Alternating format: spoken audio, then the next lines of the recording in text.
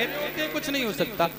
व्यक्ते तु विश्रलाद भयं मारोदी रम्य भद्रते खलानमयी शास्त्री। बैल को कहा आप भी आनंद से रुको, धैर्य धारण करो अपने जीवन में, भयभीत मत हो, मैं देख लूंगा ऐसे। और तलवार लेकर के खड़े हैं, दोनों को आश्वासन दे करके, और एकदम से जैसे तलवार निकाली उसे मारने के लिए वो चरणों में गिर पड़ा और रोने लगा, प्रभु त्राहिमाम, रक्षा करो, रक्षा करो, रक्षा करो, मैं तुम्हारी शरण में हूं। राजा परीक्षित ने कहा ठीक है, बताओ क्या, कौन हो तुम, कहां से आए हो, क्या चाहते हो, और यह अपराध तुमने क्यों किया। उसने अपना परिचय दिया, महाराज मेरा नाम है कलियुग। कलियुग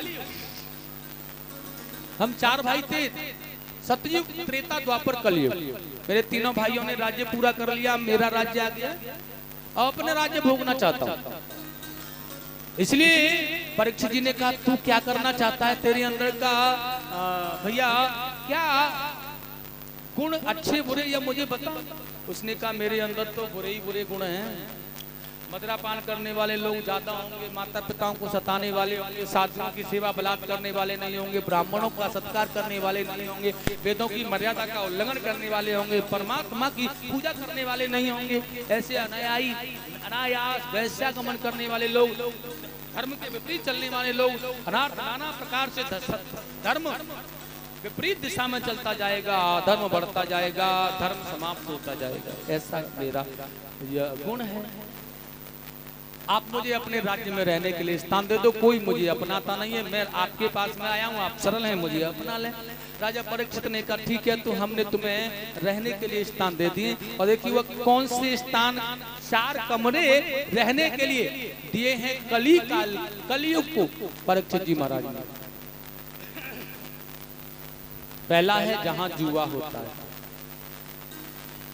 वहां, दूसरा है जहां मदिरा पान करने वाले लोग वहां कलियुग रहता है, तीसरा है वैश्यागमन जहां वैश्याओं की संगति होती है, चौथा है हिंसा करने वाले लोग जो कि बहुत बुराइयां, झूठ बोलने वाले, चुगली करने वाले, ईर्ष्या करने वाले लोग हैं एक दूसरे से, ऐसे लोगों के पास में जाकर के।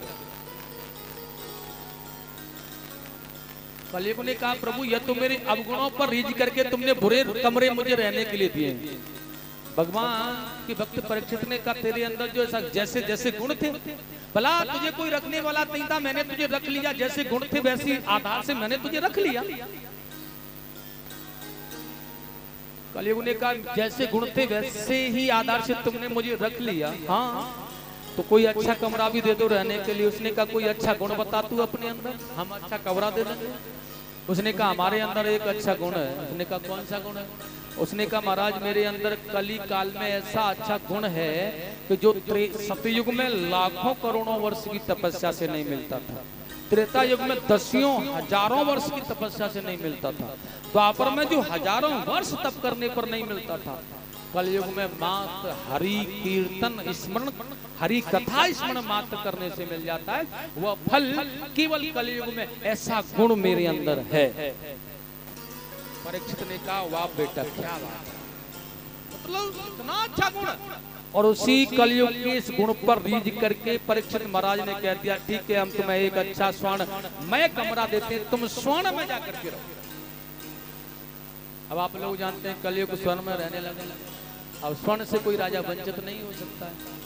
यह भी राजा थे, एक बार यह जरासंध वाला मुकुट पहन करके जा रहे थे, स्वर्ण मुकुट, तो कलियुग ने इसके मुकुट में प्रवेश किया और मुकुट से ये मस्तिष्क में उतर आया। कभी न शिकार खेलने वाला राजा शिकार खेलने के लिए चला गया और सज्जनों यह मार्ग भूल गया, इसका अश्व भटक गया, संध्या होने लगी, लौट करके आ रहे हैं, समीक ऋषि का आश्रम मिला, बैठे थे, संध्या प्रहर था, भूख प्यास सता रही थी, ध्यान अवस्था में बैठे थे। राजा ने सोचा यहाँ कुछ मिलेगा जलपान करने के लिए या किसी प्रकार से, लेकिन कुछ नहीं। अपमानित हुए राजा ने एक मृतक सर्प उठा करके उनके गले में पहना, लौट करके आए, मुकुट उतारा। अब महसूस हुआ कि एक ऋषि का अपमान किया है। उनके पुत्र श्रृंगी ने देखा मेरे पिताजी का अपमान किया है इस राजा ने, या राजा लोगों ने तो मुझे हमें बलहीन समझ लिया, इसलिए देखिएगा आज श्राप दे दिया है। और बड़ा सुंदर श्राप दिया राजन, जब से तुम लोगों ने हमें बलहीन समझ लिया है ना, तब से तुम इसी प्रकार हमारा तिरस्कार कर रहे हो। मैं तुम्हें श्राप देता हूँ, पश्चितम में बलम, मेरे अंदर कितना बल है। और कितना सुंदर कहा है, बहुत सुंदर लिखा है व्यास जी महाराज ने। इति लग्तम यादम तक्षकः सप्तमे हनि, श्री कृष्ण गोविंद हरे मुरारे, श्री कृष्ण गोविंद हरे मुरारे, श्री कृष्ण गोविंद हरे मुरारे।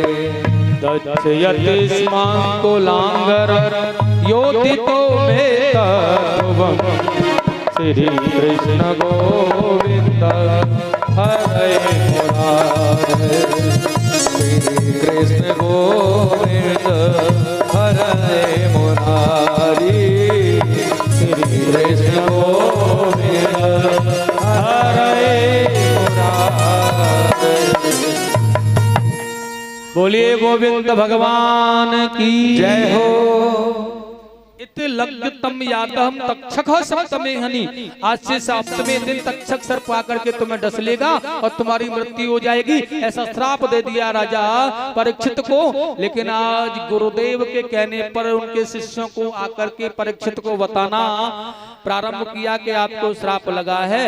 तो देखिएगा सूत जी महाराज ने कहा, परीक्षित ने अपने आप को वानप्रस्थमय किया और जन्मेजय को राज्य देकर के यह गंगा के तट पर आकर के बैठे निराश अवस्था में कि किस प्रकार से परमात्मा की कृपा मुझ पर बरसेगी, कैसे भगवान का मुझे दर्शन हो, किस प्रकार से गोविंद मुझे मिलेंगे, ये आशा में ये बैठे हुए कि इस वाक्य को हवा से भी जोरदारी से वो चारों तरफ फैल गए, जन जन को पता चल गया। देखिएगा यहाँ पर बड़े बड़े लोग उपस्थित हुए, देवता गण, ऋषि गण, ब्राह्मण जन, राजर्षि, संत महापुरुष सभी आ गए, लेकिन 7 दिन में मुक्ति का कोई साधन नहीं बता पा रहा। ऐसे ऐसे महापुरुष जिनकी आयु लाखों लाखों वर्ष की है, लेकिन उनके आने पर भी कोई भी मुक्ति का साधन हम नहीं बता पा रहा है। तो भगवान कृष्ण ने क्या इशारा किया, देखिएगा सुखदेव जी समाधि में बैठे थे, उनकी समाधि को खुलवा दिया, खोल दिया जाता है। बैठे हो यहाँ, वहाँ मेरा भक्त परेशान है, और सीधे 4 अंगुल की कॉपी धारण करने वाले तेजस्मय सुखदेव जी सीधा का सीधा चल दिए और वो उसी सभा के मध्य में आ गए जिस सभा में यह बैठे थे परीक्षित, और सब ने खड़े होकर के सुखदेव जी का पूजन किया। तो देखिएगा यह परीक्षित जी ने भी सुखदेव जी का पूजन किया और बहुत अच्छी तरह से। देखिए प्रश्न किया, गुरुदेव मैं एक असाध्य मरीज हूँ, ऐसी अवस्था में कान रूपी दोनों से दवा ले सकता हूँ, आप मृत्यु का समय नजदीक आ जाए तो मुझे यह बताओ कि किस प्रकार से औषधि पान करके मृत्यु को मुक्ति में बदला जाए। सुखदेव जी ने कहा बड़ा चालाक, उसने कहा आसन डाला नहीं, प्रणाम किया नहीं, स्वागत किया नहीं, कोई अतिथि देवो भव कहा नहीं, प्रश्न कर दिया। परीक्षित जी ने कहा गुरुदेव आप गाय दोहन के समय तक ही रुकते हो। प्रश्न लंबा था, स्तुति करने में अगर गाय दोहन करने का समय निकल जाता आप चले जाते, फिर मैं क्या बता पाता आपको, कैसे आप, इसलिए मैंने आप पहले प्रश्न कर दिया है, अब आपकी स्तुति कर लेता हूँ। चरणों को धोया, चरणामृत लिया, प्रसन्न चित्त हृदय को किया है, बहुत सुंदर स्तुति गा रहे हैं। आइएगा आप भी बड़े प्रेम से मिलकर के भगवान सुखदेव जी की स्तुति के लिए तैयार हो जाएं, बड़े प्रेम से गाएंगे। और कितना सुंदर भाव है, हरि की कथा सुनाने वाले, हमको ज्ञान दिलाने वाले, तुमको लाखों प्रणाम, तुमको लाखों प्रणाम, तुमको लाखों प्रणाम, तुमको लाखों प्रणाम। हरि की कथा सुनाने वाले, हरि की कथा सुनाने वाले, हमको ज्ञान दिलाने वाले, हमको ज्ञान दिलाने वाले, तुमको लाखों प्रणाम। श्री राधे। तुमको लाखों प्रणाम। तुमको लाखों प्रणाम। तुमको लाखों प्रणाम। हरि बोल।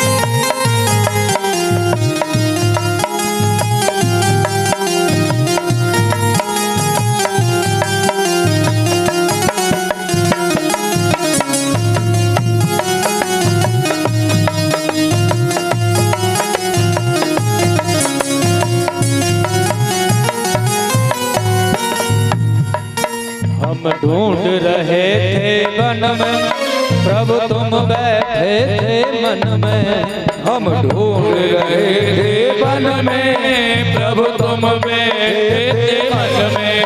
हम ढूंढ रहे थे वन में, गोविंद प्रभु तुम बैठे थे मन में। हम ढूंढ रहे थे वन में, प्रभु तुम बैठे थे मन में।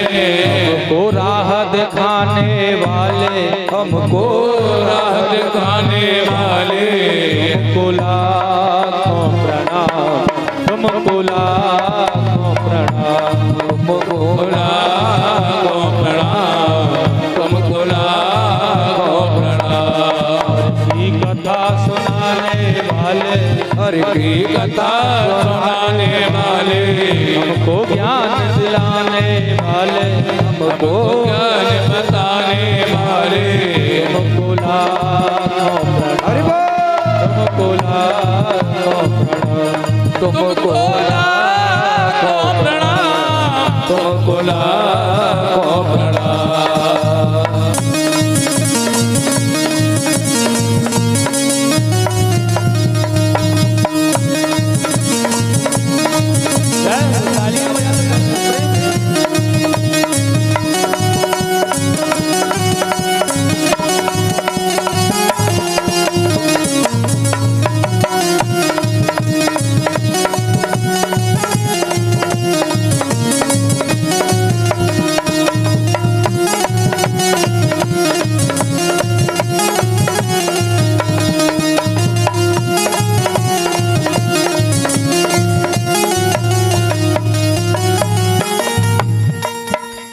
लेकर विष का प्याला जा रहे थे यम के गाला। हम लेकर विष का प्याला जा रहे थे यम के गाला। हम लेकर विष का प्याला जा रहे थे यम के गाला। हम लेकर विष का प्याला जा रहे थे यम के गाला। मुक्त कराने वाले, हमको मुक्त कराने वाले, हमको मुक्ति दिलाने वाले, हमको मुक्ति दिलाने वाले, तुमको लाखों प्रणाम। तुमको लाखों प्रणाम। तुमको लाखों प्रणाम। तुमको लाखों प्रणाम।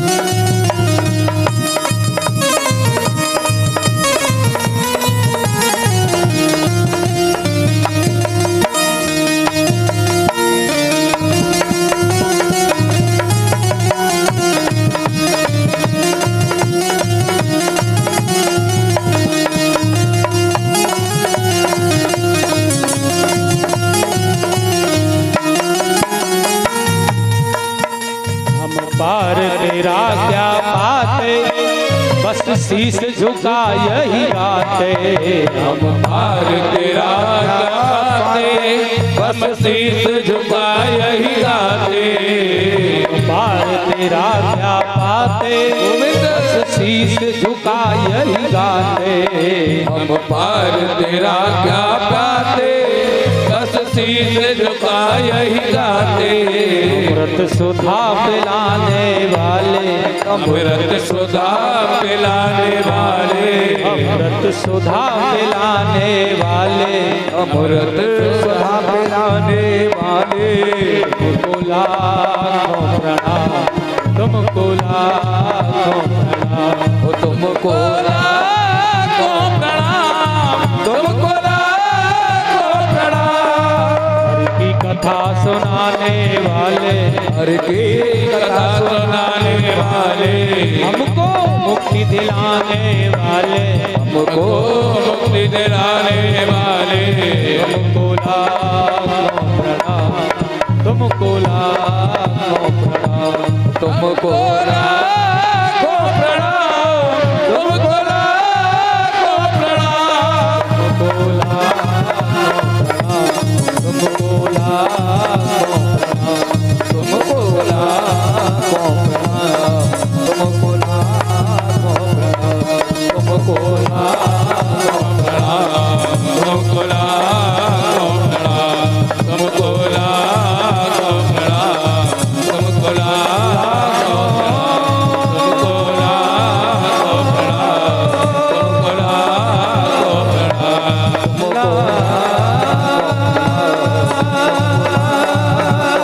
प्रणाम। तुमको लाखों प्रणाम, तुमको लाखों प्रणाम, तुमको लाखों प्रणाम, तुमको लाखों प्रणाम। बोले सुखदेव भगवान की जय हो। बड़ा सुंदर पूजन किया, बहुत सुंदर चरणोदय पान किया, बड़ा आनंदमय हृदय में समाधिष्ट सभी को अर्पित किया। हाथ जोड़ करके उचित उच्च स्थान दे करके परम गुरु कह करके अपना करके चरणों में बैठ गए। अच्छा, आपको जो पाना है तो चरणों में बैठना, अच्छा वो भी परम गुरु कह करके आनंदमय भाव दर्शाया। उन्होंने कहा अब बताओ राजन तुम्हारा क्या प्रश्न है। गुरुदेव प्रश्न तो पहले ही कर दिया, अब ये बताएं कि किसी की मृत्यु नजदीक आ जाए तो इस समय उसे मुक्ति का साधन ढूंढना हो तो क्या करना चाहिए। उसने कहा भैया यह मुक्ति का साधन ढूंढना, मुक्ति पाना, मोक्ष पाना, यह सब कब मिलता है पता? 7 दिन मेरे जीवन में शेष रह गए। सुखदेव जी ने कहा राजा परीक्षित चिंता ही मन से निकाल के फेंक दो कि 7 दिन शेष रह गए। तुम राजा परीक्षित को 7 दिन नहीं, संसार के प्रत्येक परीक्षित को 7 ही दिन मिले मरने के लिए, 8वां कोई दिन ही नहीं। एक बात मैं आपको और बता दूं, ये परीक्षित कौन है? परीक्षित है संसार में भेजा हुआ जीव, परमात्मा ने जैसे भेजा, ये परीक्षित है, संसार में भेजा हुआ जीव। अच्छा तक्षक क्या है साहब? उन्होंने कहा भैया तक्षक है हमारा काल, जो कि हमारे आते ही साथ ही चल दिया। तू चल रहा है तो चल, मैं भी साथ ही चल रहा हूं, मैं देखूंगा तुझे। तक्षक है हमारा काल। और भैया 7 दिन का क्या मामला है श्राप लगने का? उन्होंने कहा 7 दिन इसलिए हैं क्योंकि काल रूपी तक्षक जब ग्रास करेगा तो 7 ही दिन में करेगा, 8वां दिन कोई होगा ही नहीं, 7 ही दिन होंगे, क्योंकि दिन 7 ही बनाए गए हैं। तो इन 7 ही दिन में तक्षक रूपी काल हमारा ग्रास करेगा। वर्ष कितनी भी लगे, सदियों मैं कहता हूँ कि तुम जीवन जन्म जन्मांतर तक इसी प्रकार कथा सुनते रहो, वर्ष कितना भी लगे, लेकिन दिन इन्हीं 7 ही दिनों में तक्षक रूपी काल हमारा ग्रास करेगा, यह निश्चित है। और देखिए सुखदेव जी ने कहा मन में से निकाल दो, 7 दिन तो बहुत होते हैं। राजा खटवांग की मुक्ति तो केवल 2.5 घड़ी में हो गई।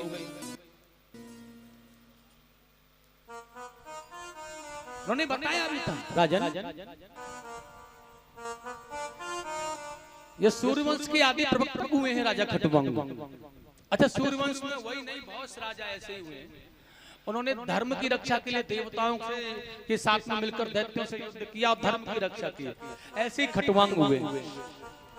उन्होंने कहा भैया एक बार यह युद्ध कर रहे थे दैत्यों से देवताओं के साथ मिलकर के, तो युद्ध करते करते समय निकल गया, कोई पता ही नहीं चला समय का। उन्होंने कहा जब युद्ध विराम हुआ, विजय श्री मिल गई, देवताओं ने वरदान देने के लिए कहा कुछ वरदान मांग लो। तो उन्होंने कहा वरदान यह मांगना चाहता हूं कि मेरे जीवन का समय कितना शेष रह गया यह मुझे बता दो आप लोग। तो उन्होंने देखा, उन्होंने कहा भैया जीवन का समय आपका जो रह गया ना वह केवल 2.5 घड़ी। उन्होंने कहा सारा जीवन युद्ध में चला गया। हाँ, उन्होंने कहा भैया भगवान के लिए तो कुछ भी नहीं कर पाया मैं, इसलिए वो 2.5 घड़ी थे ना, उन्होंने अपने जीवन में वहीं खड़ा होकर के ही निकाल करके अपने आप को परमात्मा के लिए शेष छोड़ दिया, परमात्मा की समर्पण कर दिया और उन्हीं 2.5 घड़ी में मुक्ति पाकर के भगवान के धाम चला। 7 दिन तो बहुत होते हैं, इसलिए सबसे पहले ये मान लो कि संसार मय परमात्मा है। ये जहां भी वृक्ष लता पात पहाड़ पर्वत नदियां झरने जो भी कुछ दिख रहा है ना सब परमात्मा में उसी का स्वरूप, उनके विराट रूप का दर्शन है ये। इसलिए वैष्णव भक्त को चाहिए हर पल जहां भी जिस भी वस्तु को देखे उसमें परमात्मा का भाव प्रकट करता हुए चले, वही परमात्मा में। और जब उनकी इच्छा होती है तो देखिएगा प्रलय होता है, जब उनकी इच्छा होती है तो सृष्टि का प्रादुर्भाव होता है, जब उनकी इच्छा होती है सृष्टि का विलय होता है, फिर सृष्टि का विलय होने के बाद में फिर सृष्टि का प्रादुर्भाव होता है। तो देखिएगा बहुत सुंदर कहा है भैया, भगवान से पर पड़े हुए होते हैं, एक प्राकृत है, एक 25 तत्वों से बने अंड का भेदन करके वह जल में शयन करते हैं और शयन करते करते उनकी नाभि से कमल निकलता है, कमल पर ब्रह्मा जी विराजमान होते हैं। ब्रह्मा जी 5 मुख वाले होते हैं और देखिएगा उन्होंने विचार किया कि मैं किसे ने भेजा, कहां से आया, कौन है मुझे पैदा करने वाला, नाना प्रकार से वो कमल दल नाली में प्रवेश करके खोजने का प्रयास किया, वर्षों हजारों वर्ष तक घूमते रही लेकिन पता ही नहीं चला। लौट के फिर कमल पर आ गए, उन्हें जल में बहता हुआ नजर आया तप, आकाशवाणी के माध्यम से भी शायद पता चला तप, उन्होंने तप किया और 100 वर्ष तक ब्रह्मा जी ने तप किया तो नारायण ने आकर के दर्शन दिया। और देखिए नारायण भगवान ने दर्शन देकर के इन्हें अपना सखा चतुर्थ श्लोकी भागवत दिव्य रहस्य ज्ञान दिया और अपना सखा कहकर के अपनाया है। और देखिए वही नारायण भगवान ने ब्रह्मा जी को सृष्टि करने का अधिपति बना दिया। आप सृष्टि करोगे तो कि भगवान की आज्ञा पा करके देखिएगा आज सृष्टि करने के लिए ब्रह्मा जी ने सबसे पहले अविद्या को और सनत कुमारों को उत्पन्न किया। इन्होंने सृष्टि करने से मना कर दिया, हम सृष्टि नहीं करेंगे। तो ब्रह्मा जी को क्रोध आया, भाई हमने तुम्हें पैदा किया तो मना कर रहे हो, तो इन्हें तो श्राप दे दिया तुम इसी प्रकार ऐसे रहोगे। उन्होंने अपने क्रोध को अपनी भ्रकुटी पर संभाला। तो बाहों के बीच में भ्रकुटी का भाव होता है, वहां से निकाला तो एक रुद्र नाम का बालक हुआ, उसे एक रुद्राणी दे दी गई। अब रुद्र सृष्टि होना प्रारंभ हो गया भैया। लेकिन जब यह रुद्र सृष्टि हुई तो एक दिन इन्होंने ब्रह्मा जी का भक्षण करना चाहा। यह अद्भुत अनोखा विचार अनोखा भाव इनका कोई मेल नहीं मिलता। ब्रह्मा जी ने कहा यह सृष्टि अच्छी नहीं होगी, ठीक नहीं होगी, इसलिए बंद करा दिया।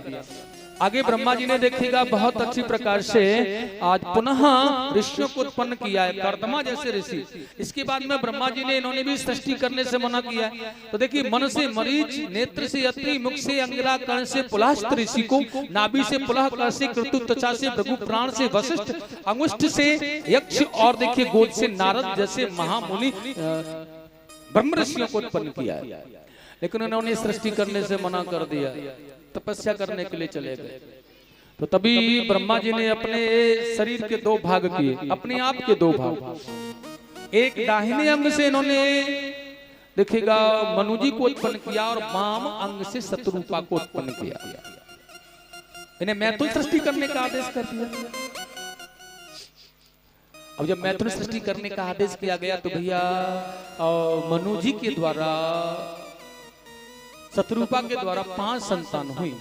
इनमें 3 कन्या थी, देवहूति, आकृति और प्रसूति। 2 पुत्र थे, प्रियव्रत और उत्तानपाद। अब सृष्टि का अभाव इसे कहां रखें? तो देखिएगा जब सृष्टि का अभाव पृथ्वी जलमग्न है नहीं, तो वही मनु जी ने जाकर भगवान से याचना की। उनके चीखने पर 12 का बच्चा निकला शूकर का, माने 12 शूकर भगवान के अवतार को कहा गया। और देखिएगा यह पल मात्र में हाथी के समान बड़े हो गए और जल में छिपी हुई पृथ्वी को अपनी घ्राण शक्ति से खोज करके ला रहे थे।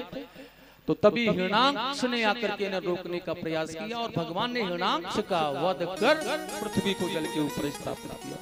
प्रेम से बोलेंगे 12 भगवान की जय हो, आनंद कंद भगवान की जय हो, जय जय श्री राधे। अब देखिएगा बड़ा सुंदर भाव है यहाँ पर। यह हिरणाक्ष कहाँ से आया, कौन था? तो देखिए बड़ा सुंदर कहा है उन्होंने। एक समय की बात है, कश्यप ऋषि जी अपनी पत्नी दिति के आश्रम पर गए बहुत वर्षों में। और जब दिति के आश्रम पर गए तो भैया आश्रम पर संध्या प्रहर हो गया था, तो वह ध्यान में बैठे थे। अब बहुत वर्षों के बाद आने पर पत्नी के मन की भावना उत्तेजित होने लगी और पति से मिलने की इच्छा प्रकट हुई। उन्होंने संतान प्राप्ति के रूप में तो वासनाएं उनके अंदर प्रकट हुई। और कर्दम जी ने कश्यप जी ने बहुत मना करने का प्रयास किया, लेकिन नारी जाति का स्वभाव हट की जिद की, वस्त्रों को खींचना प्रारंभ किया। नाना प्रकार से वासना युक्त होकर के आज कश्यप जी ने उनके मनोरथ को पूरा किया और स्वच्छ होकर के वो ध्यान अवस्था में बैठ गए। अब देखिएगा दिति उनके पास में आकर के क्षमा मांगने लगी। मैंने आपके भजन में बाधा डाली है, नहीं अपराध आपको कष्ट दिया है, प्रभु मुझे क्षमा करना। लेकिन उसने कहा कश्यप जी ने, देवी मैं तो तुम्हें क्षमा कर दूंगा, लेकिन जिस प्रावधान जिस भाव के लिए तुमने ऐसा कार्य किया है वह तो गलत चरण में चला गया है। क्योंकि जिस समय संध्या प्रहर होता है उस समय रुद्र का पहरा होता है और आपने भगवान रुद्र का अनादर किया है, इसलिए तुम्हारे यहाँ जो संतान होगी वो तुम्हारे अपने सुंदर, तुम्हारी बात मानने वाले या तुम्हारे वंश को आनंदित करने वाले नहीं, कलंकी राक्षस प्रवृत्ति के पुत्र होंगे। मैया कहने लगे क्या कह रहे हो प्रभु तुम? देवी वह तो सत्य है, विधान है विद्या का। क्योंकि संध्या का प्रहर जिस समय होता है उस समय 4 कार्य नहीं करने चाहिए। वो कौन से कार्य हैं जो कि बहुत सुंदर अच्छी तरह से देखिएगा कहा है यहाँ पर। कौन से कार्य हैं जिन्हें नहीं करना चाहिए? संध्या काले च संप्राप्ते, संध्या के समय पर यह कार्य नहीं करने चाहिए। कौन से कार्य हैं? संध्या काले च संप्राप्ते चतुर्कुमाड वर्जयेत श्री कृष्ण गोविंद हरे मुरारे। श्री कृष्ण गोविंद हरे मुरारी, श्री कृष्ण गोविंद हरे मुरारी। देखिए श्लोक पूरा कैसे हो रहा है मेरा। संध्या काले च संप्राप्ते चतुर्कुमाड वर्जयेत आहारे मैथुनम निद्रा स्वाध्याय विशेषतः। हो गया मुझे श्लोक ही तो गाना था ना, यहाँ पर कहना था ना, वो पूरा हो गया। लेकिन मैं थोड़ा देर से उसे पूरा करने का प्रयास कर रहा हूँ, उसमें कीर्तन लेकर के। और तुम बैठे बैठे मेरी मुंह की तरफ ही देख रहे हो, भूल ही नहीं रहे हो, तो फिर क्या फायदा समय बर्बाद करने का? कोई फायदा नहीं है ना। इसलिए तुम कीर्तन कर सको बैठे बैठे भगवान की कथा में। हरे नाम हरे नाम हरे नाम है केवलम। केवल पार कलयुग में पार होने का क्या सरल सा उपाय है? हरि कीर्तन हरि स्मरण, जो कि तुम्हें मिल रहा है यहाँ मुक्त में कथा में, लेकिन नहीं ले पा रहे हो। इसलिए बोला करो प्रेम से, श्री कृष्ण गोविंद हरे मुरारे मुरारे नाथ नारायण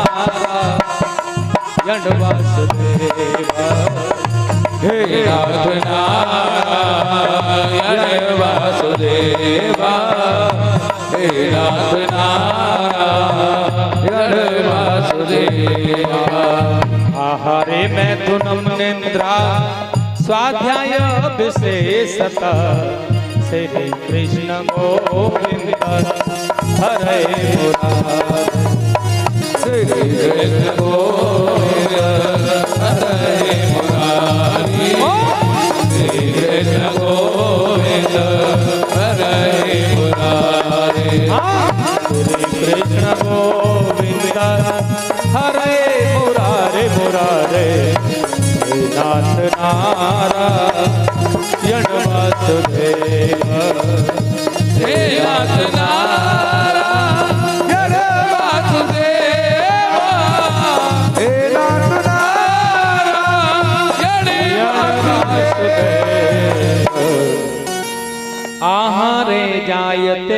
दी गर्भ दुष्टक्ष मैथुने निद्रायाम हरते लक्ष्मी स्वाध्यायी मरणं ध्रुव।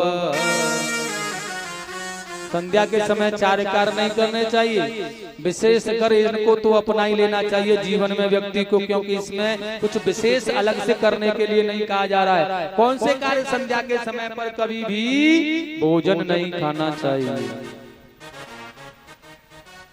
संध्या प्रहर से पहले कर लो कोई बात नहीं, फिर संध्या बीत जाने के बाद करो।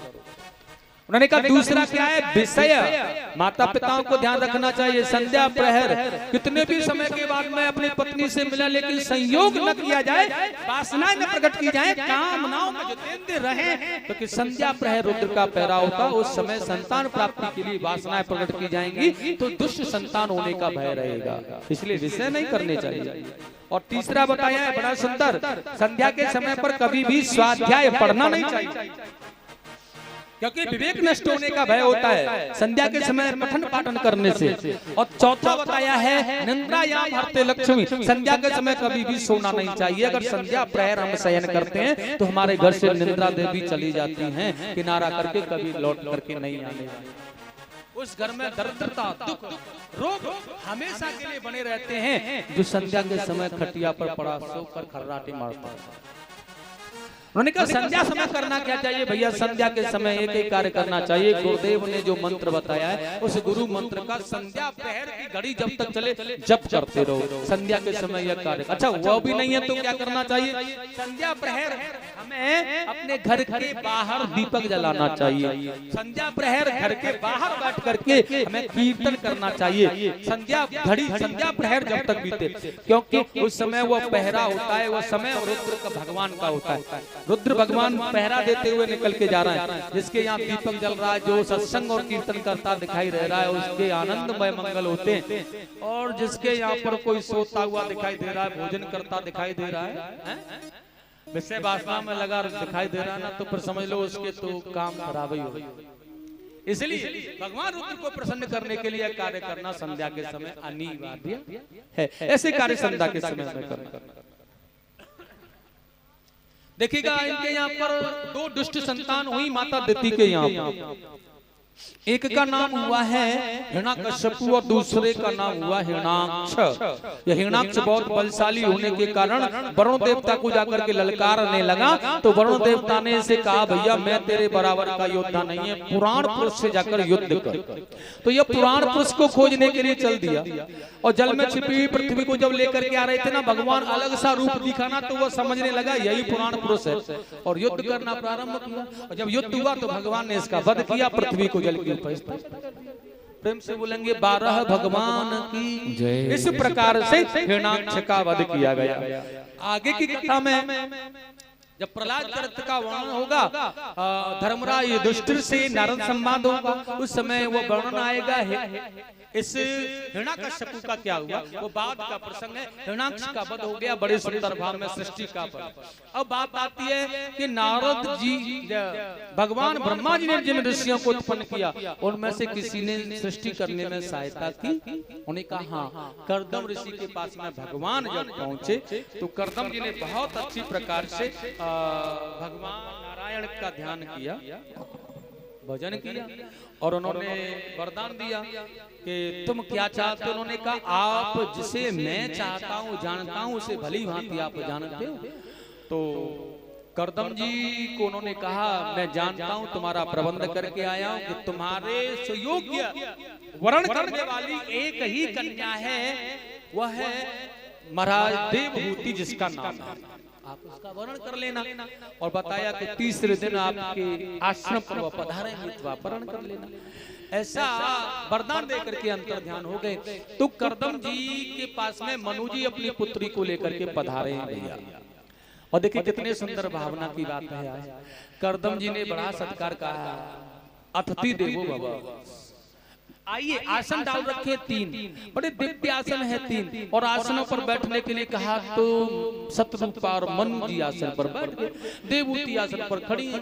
विचार करके चलना है कि देवहूति कहते किसे। उन्होंने कहा भैया देवहूति कहते हैं जो देवताओं को अपने मंत्र की शक्ति के द्वारा प्रसन्न प्रकट कर ले, ऐसी सत बुद्धि को देवभूति कहते हैं। इसके अंदर वासना नहीं हो, प्रेम युक्त भावना हो, इसके अंदर मंगल कामनाएं हो, वह देवभूति है।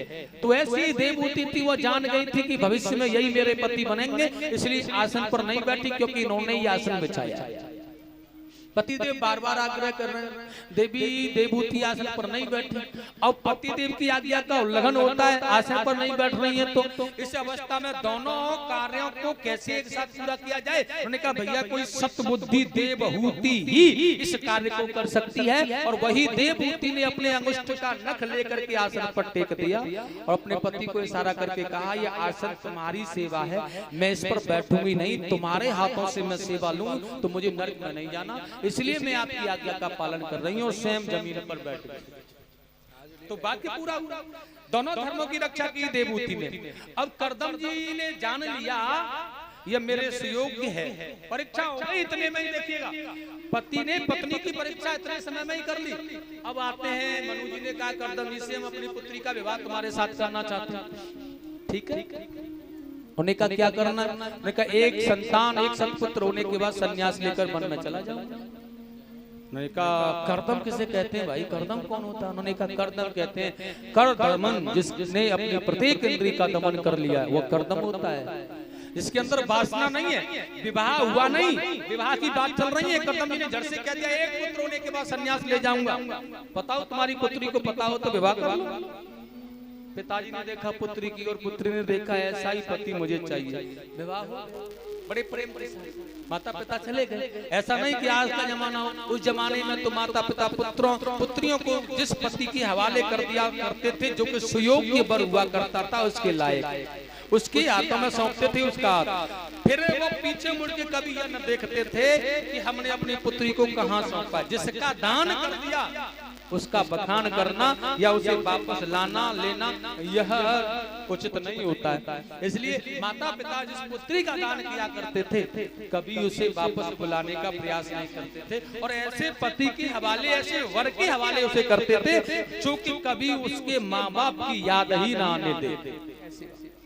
धूमधाम से विवाह हुआ, और देखिए जब विवाह हो गया तो भैया करदम जी महाराज विवाह आज हुआ है। ऐसा नहीं कि आज के दिन भजन न किया जाए, आज का दिन विवाह का था, लेकिन आज के ही दिन संध्या जैसे ही आई अपना संध्या वंदन करने के लिए बैठ गए। और जैसे ही संध्या वंदन करने के लिए बैठे समाधि लग गई करदम जी की। अभी अभी ध्यान से 10,000 वर्ष तक करदम जी ने तपस्या की थी। और जो 10,000 वर्ष तपस्या करने वाला व्यक्ति था ना, अच्छा रेल में जाओ सफर करने के लिए और 1-2-3 दिन का सफर हो और तुम वहां से आ जाओ ना, तो बैठे बैठे भी ऐसा लग रहा है कि रेल में चल रहे हो ना, ऐसा ध्यान। करदम जी ने 10,000 वर्ष तपस्या की थी। कुछ दिन ऐसे व्यतीत हुए उनके जीवन में वो आ गई देवभूति, लेकिन संध्या वंदन जैसे किया समाधि लग गई। वही ध्यान आया कि मैं समाधि में बैठा और 40 वर्ष तक समाधि में बैठ गए।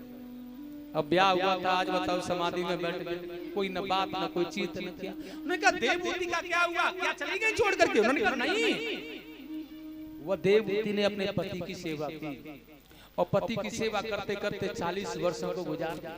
शरीर सूख गया, जर्जर हो गया। अपने पति की सेवा में कोई कसर नहीं छोड़ी। रहने के लिए झोपड़ी भी नहीं है, वो झोपड़ी भी है ना, जो कुटिया भी है ना, जो आश्रम भी है ना, उसमें शेर वगैरे आदि सभी एक जगह रहते बड़े आराम से। ऐसा नियंत्रण भी देवभूति ने देखा वहां का। लेकिन आज जब समाधि को खोला करदम जी ने देखा, देवी कौन है आप? देवभूति ने कहा मैं आपकी पत्नी हूँ सामने। आज करदम जी ने देखा है कि मैंने अपनी पत्नी के साथ अन्याय किया है, उनके नेत्र से दृग बिंदु टपका है। और देखिएगा आज बड़े सुंदर भाव से सरस्वती युक्त सरोवर जो कि आज स्वयं करदम जी ने प्रकट किया, और उसमें स्नान करने के लिए कहा है आज देवभूति को। एक बहुत सुंदर विमान जिसमें अनेक शायद देवता भी जिसकी सुंदरता का बखान करते करते थक जाएं, ऐसा सुंदर विमान तैयार किया अपने योग साधना से। और कहा देवी तुम इसमें इस विमान में बैठ जाओ। बेचारी दुर्बल सा शरीर, धुरियां पड़ रही हैं, विमान में बैठने का साहस नहीं कर रही हैं, तो फिर उस बिंदु सरोवर में स्नान करने के लिए कहा आप पहले इसमें स्नान कर लो फिर बैठ। और उसमें जैसे ही डुबकी लगाई, स्नान किया है ना देवहूति ने, पता है उसमें सहस्त्र सुंदर नवयुवक कन्याएं जिनकी सौंदर्यता का बखान नहीं किया जा रहा, वह सौंदर्य में श्रृंगार लेकर के खड़ी हैं देवहूति के लिए। और उन्होंने कहा हम तुम्हारी दासी हैं देवी, बताओ क्या सेवा करें तुम्हारी। और जैसे निकल के आई हैं तो बहुत सौंदर्यमय भाव, इतने सौंदर्यमय स्वरूप का दर्शन जिसका कि कोई पार नहीं पा सकता। और अनेक वह सखियों के साथ में वो विमान में बैठ करके चली, लोकांतरों का भ्रमण करते करते लौट करके कर्दम मुनि जब आए और देखिएगा तो उनके यहाँ पर 9 कन्या हुई हैं, जिन्हें नवदा भक्ति का भाव भी कहा जाता है महाराज, 9 कन्याओं का स्वरूप। आगे बड़ी सुंदर भाव में कहा है जब 9 कन्या हो गई तो देवहूति ने भगवान नारायण की पूजा की, वंदना की, अर्चना की। दोनों पति पत्नी ने मिलकर भगवान प्रसन्न होकर के उन्हें दर्शन देने के लिए आए। तो देखिएगा देवहूति ने कहा है प्रभु मैं आपके जैसा सुंदर पुत्र चाहती हूँ, मुझे आपके जैसा पुत्र होना चाहिए। इसलिए भगवान ने उन्हें वरदान दिया कि मेरे जैसा पुत्र तो मैं ही होता हूँ, इसलिए मैं तुम्हारे यहाँ ही अपने अंश अवतार से माता अवतार लेकर के आऊंगा। और समय बदला, वही भगवान अपने अंश अवतार के द्वारा भगवान कपिल के रूप में माता देवहूति के यहाँ पर प्रकट होकर के आए। प्रेम से बोलेंगे कपिल भगवान की जय, आनंद कंद भगवान की जय, जय जय श्री राधे। और उसके बाद में देखिएगा बड़े प्रसन्नता की बात है कि वैसे कथा का जो समय था तुम्हारा वो तो पूरा हो गया है।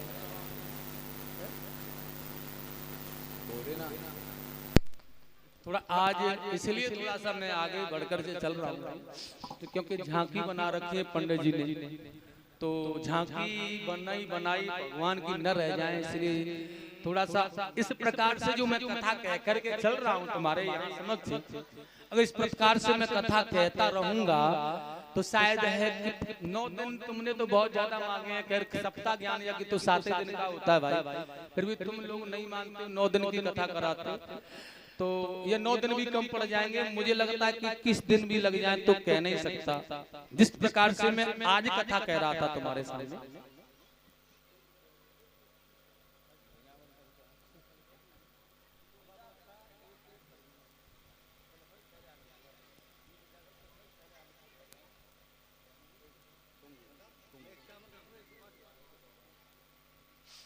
तो देखिएगा कहने का तात्पर्य है इस प्रकार से आज जो कथा कही जा रही है, अगर इस प्रकार से कथा चली तो 21 दिन लगेंगे निश्चित रूप से। और देखिए भगवान शिव सती का चरित्र होना था और कथा का समय तुम्हारा पूरा हो गया और भगवान की झांकी बनी हुई रखी है। तो क्षमायुक्त भगवान भोलेनाथ की कथा में प्रवेश करना पड़ेगा मुझे। तो देखिएगा यह माता देवहूति का जो प्रसंग है यह बड़ा पावन सा प्रसंग है, इसे छू करके निकल रहा हूं मैं, क्योंकि देखिए वहां जो है यह वंश में मैंने थोड़ा समय ज्यादा लगाया था, तो अद्भुत रस आता है यहाँ देवहूति संवाद में। तो कपिल भगवान हुए हैं, पुत्रियों का विवाह 9 ऋषियों के साथ में कर दिया गया और उसके बाद में सन्यास लेकर के करदमनी चले गए। तो देवहूति ने भगवान कपिल के पास में आकर के अपने मार्गदर्शन की क्रिया को सफल किया, पूछा है तो उन्होंने बहुत अच्छे स्वरूप में बताया। माँ गच्छ काम मया अयम पृष्ठो मयि संन्यस्तका कर्मणा।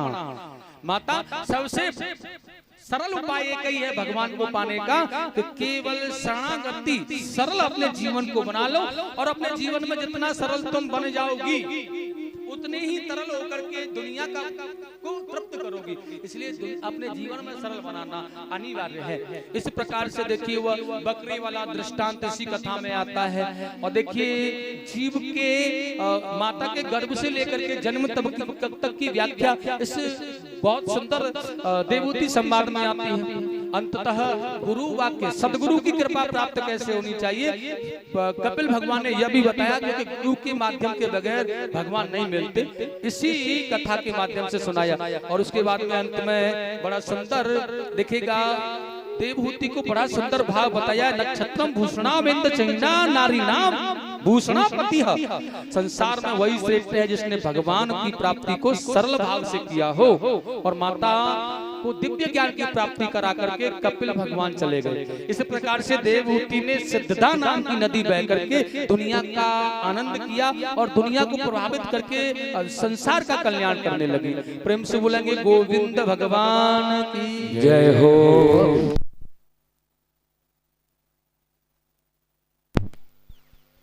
और भैया आगे देखिएगा, दूसरी पुत्री हुई है उनकी आकुर्ति, उनका विवाह प्रजापति रुचि के साथ हुआ।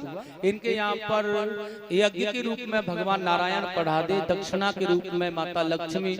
मनुजी महाराज ने गोद ले रखा था बचपन प्रसूति गृह से ही, इसलिए यह यज्ञ के रूप में दक्षिणा के रूप में माता लक्ष्मी। तो आगे चलकर इनका विवाह हुआ तो तोष प्रतोष संतोष आदि 12 नाम के पुत्र, और इस प्रकार से इनका वंश आगे तक बढ़ता चला गया। आगे तीसरी पुत्री हुई है प्रसूति, जिसका विवाह दक्ष प्रजापति के साथ में हुआ है। इनके यहाँ 16 कन्या हुई, जिनमें 13 कन्याओं का विवाह धर्म से हुआ, एक कन्या का अग्निदेव, एक पितरों को, एक कन्या का विवाह भगवान शंकर के साथ में हुआ है। और देखिएगा, एक बार ब्रह्मा जी ने प्रजापतियों का अध्यक्ष पद दे दिया है इसे, तो इसने बहुत बड़ा सम्मेलन किया। जिस सम्मेलन में भगवान शिव का बहुत बड़ा अपमान इसने किया था। तो भगवान शिव के भक्तों ने इसे श्राप दिया था कि यह बकबक करने वाला, यह दिव्य मुख तेरा इसी जन्म में बकरे का होगा। वैष्णव भक्तों ने शिव भक्तों को और शिव भक्तों ने वैष्णव भक्तों को श्राप दिया था, लेकिन भगवान शिव दयालु थे, इसलिए इन्हें छोड़ करके सबको लेकर यहाँ से चले गए। आगे इसने एक बृहस्पति पशु चर्म नामक यज्ञ किया है, जिस यज्ञ में सभी को न्योता दिया, लेकिन भगवान भोलेनाथ को नहीं बुलाया। और देखिए, देवताओं से कहा है भैया ये विमान है ना तुम्हारे, ये सभी कैलाश पर होकर के आने चाहिए। और जब कैलाश के ऊपर होकर के ये विमान जा रहे थे तो कितने सुंदर भाव से कहा है, सती बिलोके व्योम विमान जात चले सुंदर विधिनान। पूछे तब शिव कहे बखानी, पिता यज्ञ सुनि कछु हरसा।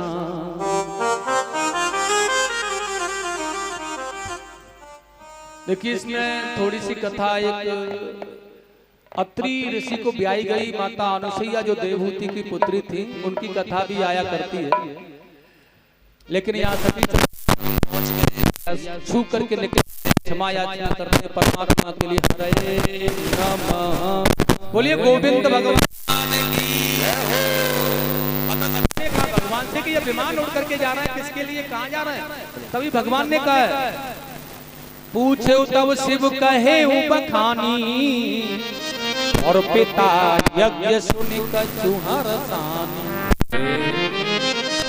अहम तस्मिन् भवताभिकामये सहो वनोतम बर्हमहि तुम। पिता भवनोत्सव परम जो प्रभुआयस होय, तो मैं जाऊं कृपायतन सादर देखन सो।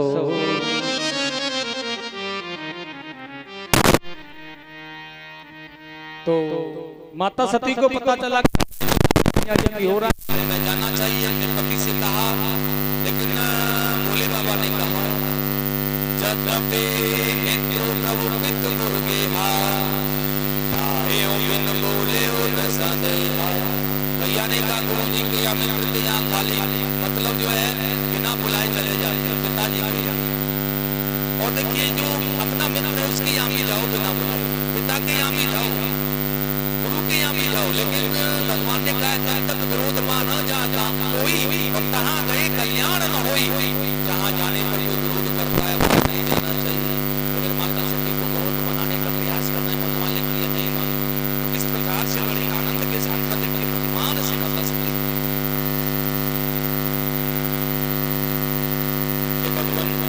मुझे जाने दें लेकिन भैया बड़े बड़े आनंद के साथ में बड़े प्यार से मनाने का प्रयास कर रहे हैं, लेकिन वो कह रहे हैं आपके पिताजी ने न्योता नहीं दिया, हम नहीं जा सकते वहां पर। और कितनी सुंदर बात है हमारे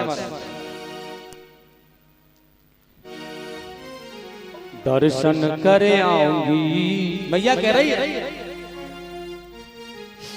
मुझे वहां जाने का शौक इसलिए नहीं है कि मैं दावत खाने के लिए जा रही हूँ, लेकिन वहां मेरी बहन जब से विवाह करके आई हूँ आज तक नहीं मिली, वो मुझे मिलेंगी इसलिए जा रही हूँ। और कितना सुंदर कहा, अरे दर्शन करे आऊंगी मेरे पिता ने यज्ञ करी है, वो दर्शन करे आऊंगी मेरे पिता ने यज्ञ करी है, मैं सबसे मिले आऊंगी मेरे पिता ने यज्ञ करी है, सबसे मिले आऊंगी मेरे पिता ने यज्ञ करी है। जय हो, तालियां बजाते प्रेम से।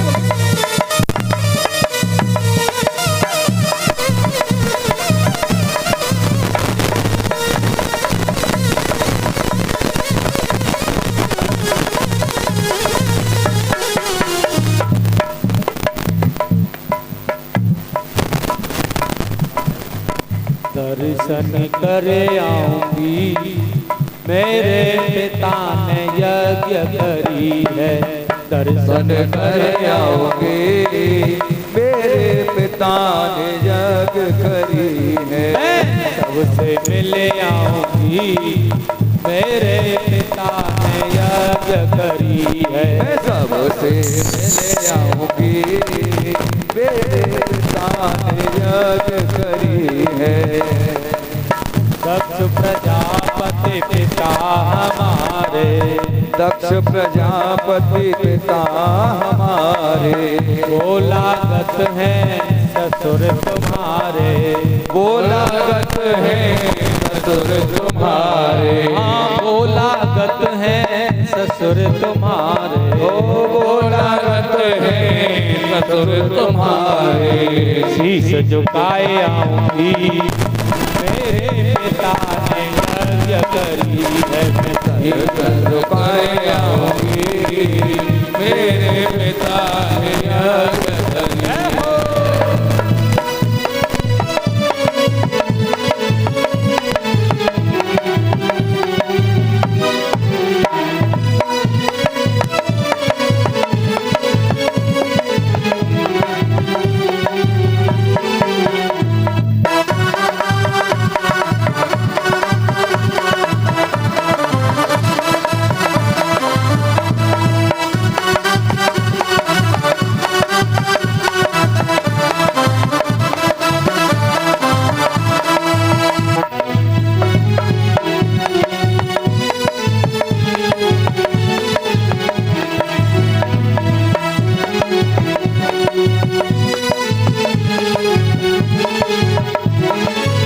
जीवन नाथ प्राण ते प्यारे, जीवन नाथ प्राण ते प्यारे, तुम हो चलो पति संग हमारे, तुम हो चलो पति संग हमारे, तुम हो चलो प्रभु संग हमारे, तुम हो चलो पति संग हमारे, खुशी मनाए आऊंगी हो, खुशी मनाए आऊंगी मेरे पिता ने यज्ञ करी है, ओ दर्शन करे आऊंगी मेरे पिता ने यज्ञ करी है, सबसे मिले आऊंगी मेरे पिता ने यज्ञ करी है, सबसे मिले आऊंगी मेरे पिता ने यज्ञ करी है।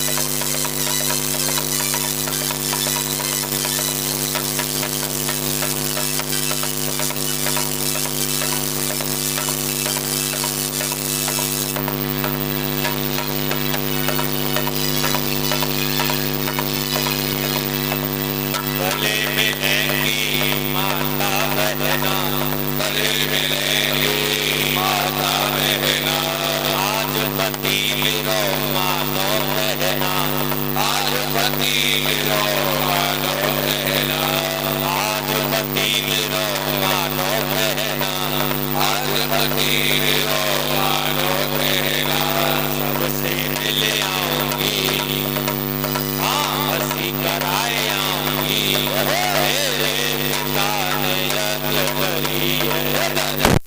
कर आऊंगी, मेरे पिता ने यज्ञ करी है। सबसे मिल आऊंगी, मेरे पिता ने यज्ञ करी है। सबसे मिल आऊंगी, मेरे पिता ने यज्ञ करी है।